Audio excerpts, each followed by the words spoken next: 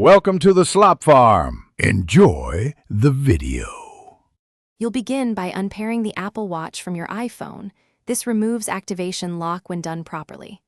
On your iPhone, open the Watch app and select your watch at the top. Tap the info icon and choose Unpair Apple Watch. Make sure you know the Apple ID password. You'll be asked to enter it. Once unpairing starts, the iPhone creates a fresh backup of your watch, so you can restore later if needed. Now follow the on-screen prompts. Enter the Apple ID password to disable activation lock and confirm unpair.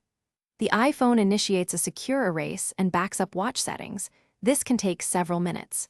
If the watch is offline, bring it near the iPhone and ensure Bluetooth and Wi-Fi are active so the unpair command reaches the watch.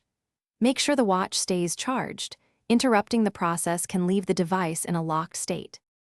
Once unpairing completes, check that the watch shows as removed in the Watch app and that activation lock is off in iCloud. If you use someone else's Apple ID, ask them to sign into iCloud. Select Find My and remove the watch from their devices.